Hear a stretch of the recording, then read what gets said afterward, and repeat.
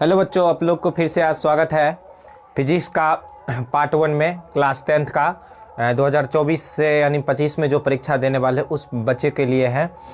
तो आज हम चैप्टर स्टार्ट करेंगे प्रकाश यानी light chapter, reflection and refraction. ठीक है, परावर्तन एवं अपवर्तन का। ठीक है बाबू, इसमें कुछ इंट्रोडक्शन पढ़ेंगे। इंट्रोडक्शन क्या होगा मेरा, क्या सबसे पहले होगा मेरा क्या, प्रकाश क्या होता है। तो आपको तो पता है कि प्रकाश एक ऊर्जा है। ठीक, प्रकाश क्या है, एक ऊर्जा है। ठीक है बाबू, जो मान चलिए कि एक एग्जांपल लेते हैं कि अंधेरी कोठरी में कोई वस्तु रख देते हैं, उसको जब तक आपको अगर प्रकाश नहीं मिलेगा तो क्या हुआ, वो वस्तु आप देख नहीं पाइएगा। ठीक है, तो चलिए क्या बोलेंगे, प्रकाश क्या है। तो ऐसे बोलेंगे प्रकाश एक विद्युत चुंबकीय तरंग है। प्रकाश एक विद्युत चुंबकीय तरंग है जो ऊर्जा के रूप में चलती है। ऊर्जा के रूप में क्या करती हैं, वो चलती हैं। ऊर्जा के रूप में क्या करती हैं, वो चलती हैं, जो हमें देखने की अनुभूति कराती हैं, जिसे प्रकाश कहते हैं, जिसे हम क्या कहते हैं, प्रकाश कहते हैं।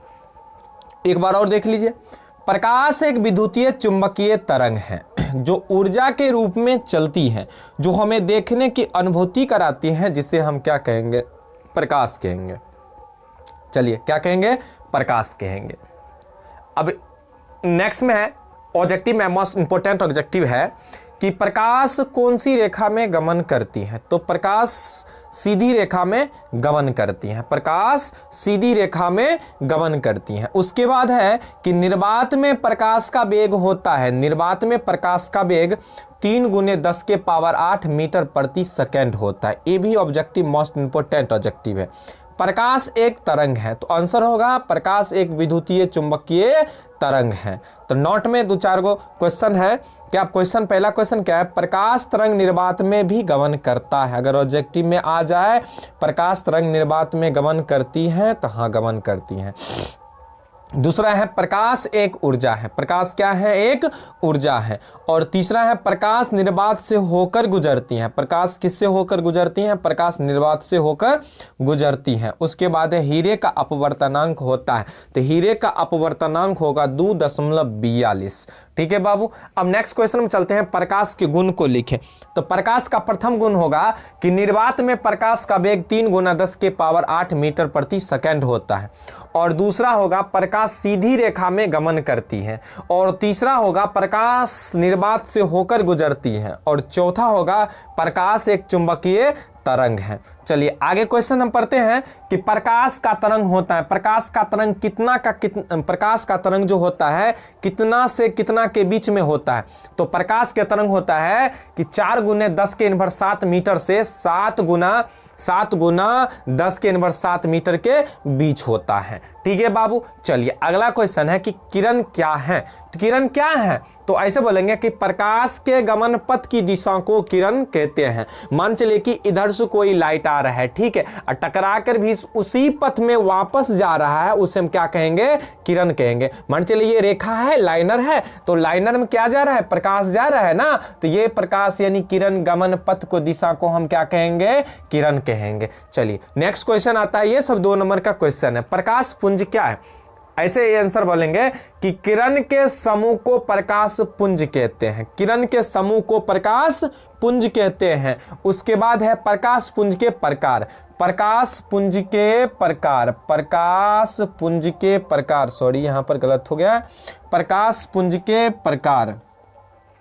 तो प्रकाश पुंज 3 प्रकार के होते हैं। पहला होता है समांतर प्रकाश पुंज, उसके बाद होता है आभिसारी प्रकाश पुंज, उसके बाद तीसरा होता है अपसारी प्रकाश पुंज। तो पहला का परिभाषा देखेंगे, समांतर प्रकाश पुंज क्या है।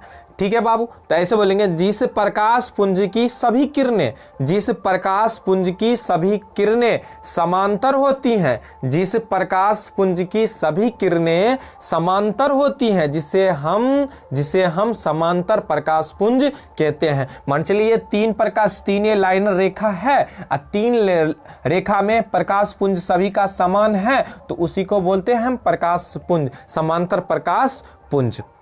ठीक है, तो चलिए अब अगले एपिसोड में फिर लाएंगे पार्ट 2 का।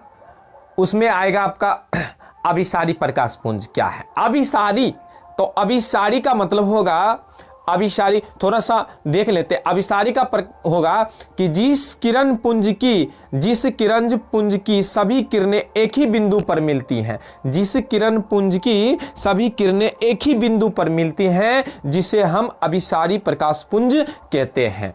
ठीक है बाबू। और अपसारी प्रकाश पुंज, जिस प्रकाश की सभी किरणें एक ही बिंदु से निर्गत होकर विभिन्न दिशाओं में फैल जाती हैं, उसे हम अपसारी प्रकाश पुंज कहते हैं।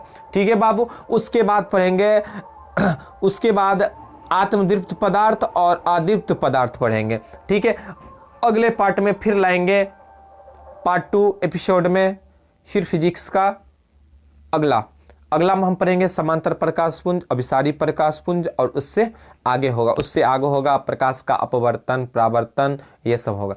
अगर वीडियो आपको अच्छा लगे तो बाबू लाइक एवं सब्सक्राइब और कमेंट अवश्य करें। ठीक है बाबू, तब तक के लिए बाय बाय।